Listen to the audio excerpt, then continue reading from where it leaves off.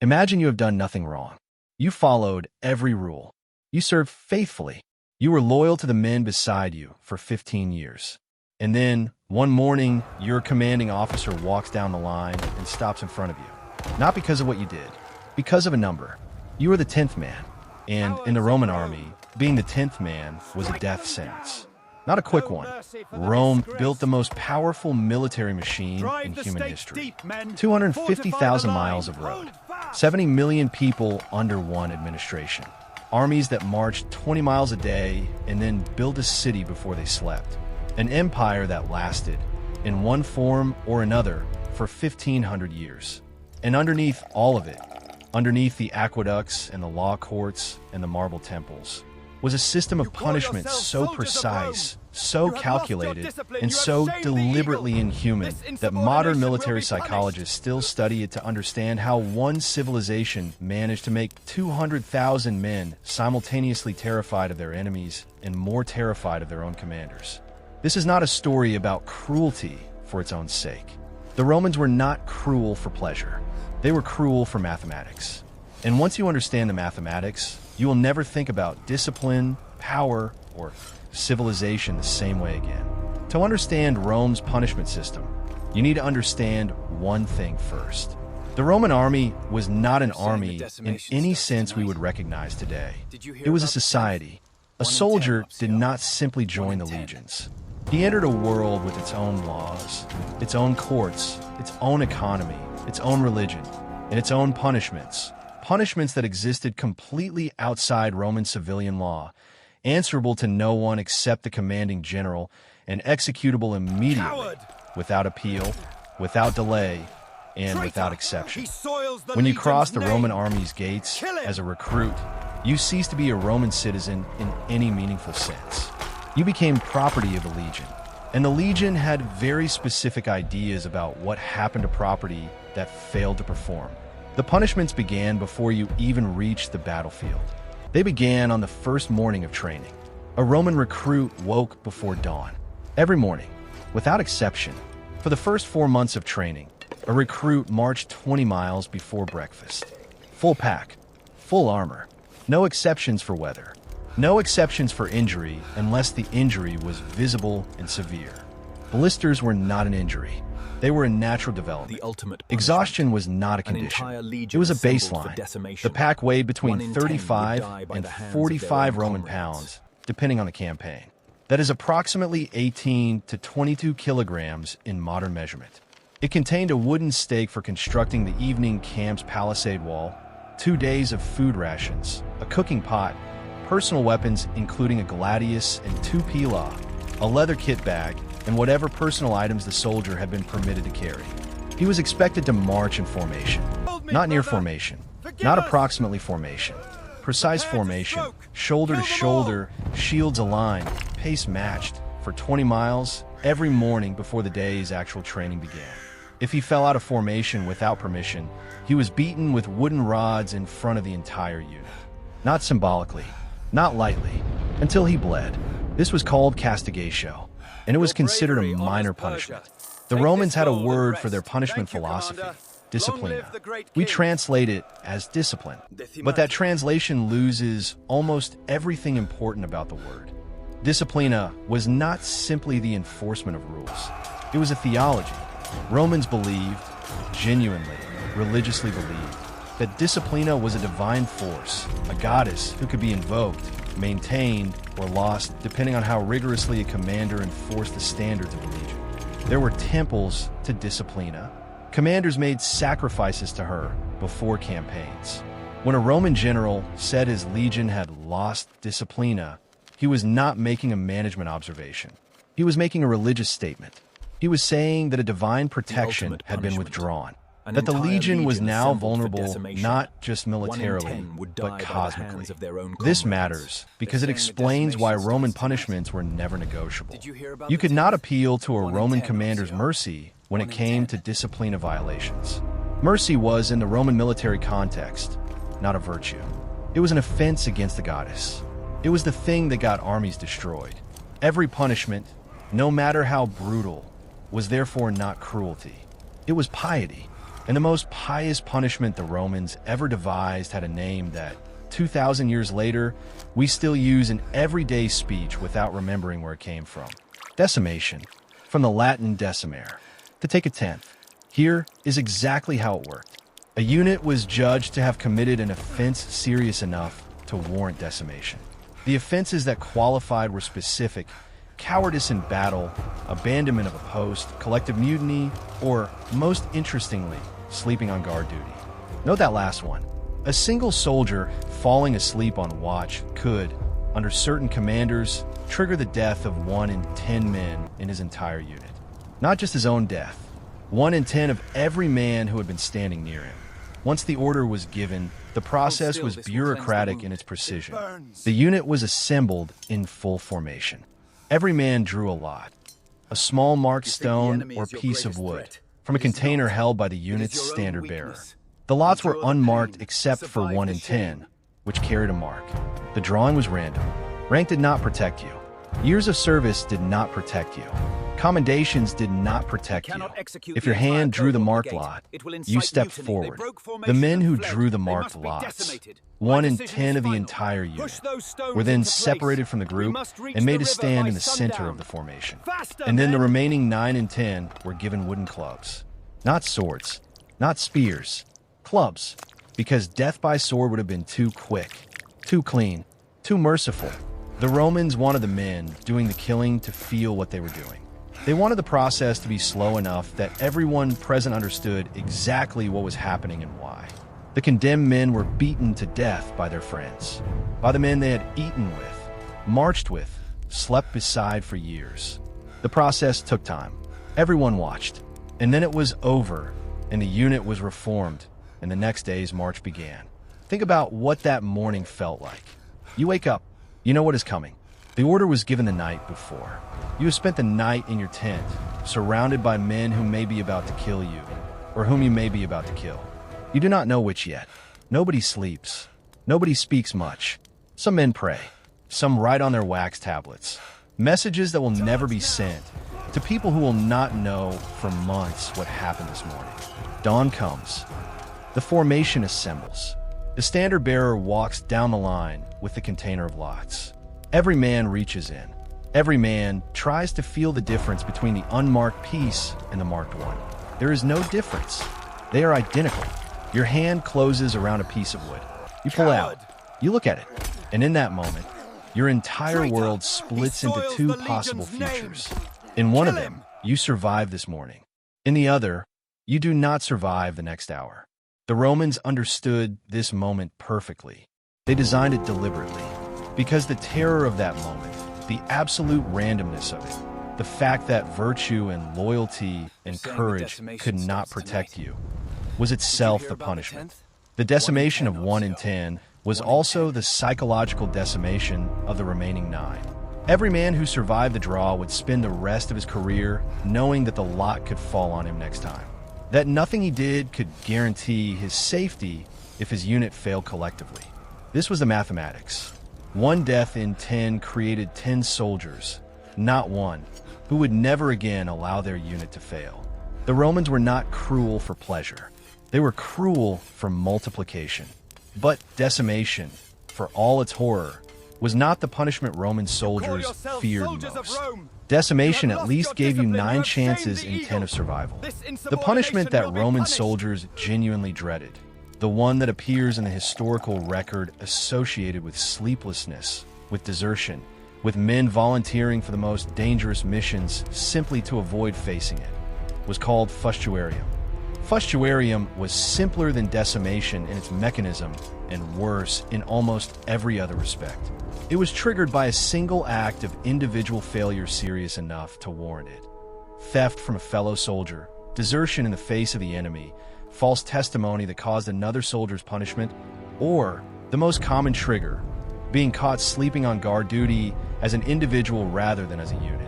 The process began with the commanding tribune touching the condemned soldier with a wooden rod. This was the formal legal act. The touch of the rod transformed the man from a soldier into something the Romans had a word for, a man outside the protection of the legion's law, but still inside its walls. After the touch of the rod, Every soldier in the legion was legally permitted, legally required, to participate in what followed. The condemned man was made to walk through the formation. Every man in the formation was given a stone or a wooden club. Every man was expected to strike him as he passed. Unlike decimation, fustuarium had no random element. The man who had failed was the only target. Every blow fell on him, from every direction, from men he knew, men he had trained beside, men who perhaps liked him personally but had no choice, because a soldier who did not participate in fustuarium was himself subject to punishment for failure to enforce discipline. The condemned man rarely survived. The few who did, and the historical record notes several cases where men survived fustuarium, were permanently expelled from the legion immediately afterward. They received no pension, no land grant, no veterans benefits. They were not permitted to return to their hometown. They were not permitted to use public roads. They existed in a legal category the Romans called ignominia, a state of permanent official shame that followed a man for the rest of his life and, in some legal interpretations, attached to his children. Surviving fustuarium was considered worse than dying in it. The Romans designed it that way. The punishments did not only move downward. Roman commanders, even senior ones, were subject to the system they oversaw. A general who lost a battle through incompetence could be stripped of his command, his rank, and his citizenship. A commander who permitted his men to flee without attempting to restore order could be executed by his own staff. A consul who accepted surrender terms without authorization from the Senate was handed over to the enemy, given back to the people he had just been fighting, to do with as they wished. This happened in 321 BC at the Battle of the Caudine Forks. A Roman army was trapped and forced to surrender by the Samnites. The terms of the surrender included the humiliation of passing under a yoke, a horizontal frame of spears set up to force men to bow as they walked beneath it. The Senate refused to ratify the terms. Instead, they handed over the two consuls who had agreed to them, sent them back to the Samnite commander as a formal statement that the agreement had been made without authorization and was therefore void. The Samnite commander reportedly refused to accept them, saying that Roman law was more clever than he had expected and that he wanted no part of it. The consuls returned to Rome. They were stripped of all offices and privileges. For the rest of their lives, they were required by law to dress in mourning clothes in public, a permanent, visible mark of their failure, worn on their bodies every day, so that every Roman citizen who passed them in the street would know, without being told, what they had done. The Romans were very good at making shame visible. There was one punishment that occupied a category entirely by itself. Not because it was the most physically painful, though it was painful, and not because it was the most common, it was relatively rare, but because it was the only Roman military punishment that had no practical justification, no mathematical logic, no system underneath it. It was purely symbolic, and it was the most feared punishment in the entire Roman military code. It was called Decimatio per capita, full unit decimation, and it differed from standard decimation in one crucial way. In standard decimation, 1 in 10 men died. In full unit decimation, the entire unit was executed. Every man, every rank, without exception. This was ordered exactly twice in documented Roman history. Both times for mass desertion in the face of the enemy. Both times the order was carried out completely. An entire Roman legion, 5,000 men, was assembled, judged, and executed by the legions standing beside them. The Romans kept records of this, not as a warning, not as a horror story, but as a bureaucratic notation. Same column, same ink, same tone as the notes about grain deliveries and road repairs. Legion dissolved. Reason, discipline of failure. Date, confirmed. 5,000 men. A notation, a date. And the next page of the ledger was about road maintenance in Gaul. What did all of this produce? It produced the only army in human history that was more afraid of losing than of dying. A Roman soldier in battle had two options: win or face what came after losing. And what came after losing? The fustuarium, the decimation, the ignominia was in the calculation of men who had grown up inside the Legion's world, worse than death in combat. This is not metaphor.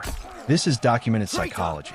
Roman soldiers in hopeless situations, surrounded, outnumbered, cut off, repeatedly chose to fight to the last man rather than surrender.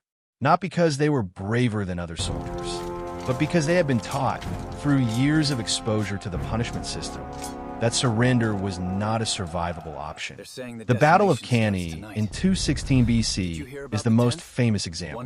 Hannibal's forces killed approximately 50,000 Roman soldiers in a single afternoon, one of the highest single-day death tolls in military history. The Romans who survived the encirclement, rather than surrendering, attempted to break through the Carthaginian lines with their bare hands when their weapons were gone. Hannibal, watching this, reportedly said something that no Roman general would have found surprising.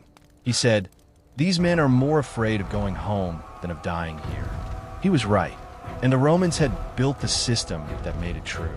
Compare this for a moment with every other army of the ancient world. Greek citizen soldiers fought for their city, their honor, and their comrades. When the situation was hopeless, they retreated. When the math was against them, they negotiated. They had no systematic punishment culture. Cowardice was socially shameful. It was not legally lethal. Persian armies, enormous, multi-ethnic, technologically sophisticated, relied on incentive as much as punishment. A good soldier was rewarded. A failed soldier was replaced. The system was human in its logic. It assumed that men fought better when they had something to gain. The Macedonian army under Alexander, perhaps Rome's only true military peer, was built on loyalty to a single charismatic leader. When Alexander died, the army fractured within months. The loyalty was personal, not institutional. Rome's system survived the death of every individual within it. It did not depend on charisma. It did not depend on incentive. It did not depend on shared ethnicity or language or religion. It depended on mathematics and terror, applied consistently, without exception, for 600 years. And it worked, every time. So here is the answer to the question we started with. How did Rome build an army that never lost a war it was allowed to finish? Not through courage alone, not through technology, not through superior numbers. Rome was frequently outnumbered, through a system of punishment so precisely calibrated that it made defeat more terrifying than death. Through a legal framework that turned every soldier into both a potential victim and a potential executioner of his own comrades. Through the elimination of mercy as a concept from the military vocabulary. Not because mercy was wrong, but because mercy was the thing that made armies lose. The Romans were not monsters. They were engineers. They looked at the problem of making men fight beyond their natural instinct for survival, and they solved it. The solution was monstrous. The Romans would have considered that a compliment. There's one last detail. The word decimation, the one we use today to mean to destroy a large portion of something, has lost almost all of its original meaning in modern usage. When someone says a disease decimated a population, they mean it killed a lot of people. When a Roman soldier heard the word decimation, they meant something precise, 1 in 10. Selected by lot, beaten to death by friends. We kept the word. We forgot what it cost, which raises a question worth sitting with. How many other things do we use every day? Words, systems, structures, habits that were built on a foundation we have completely forgotten. And if we remembered the foundation, will we still be comfortable using them? If this changed how you think about the Roman military, the next question worth asking is this. The soldiers who survived the decimation, who beat their friends to death with clubs and then reformed into ranks and marched the next morning. What happened to them afterward? What did they become? That story is darker than this one, and it is coming.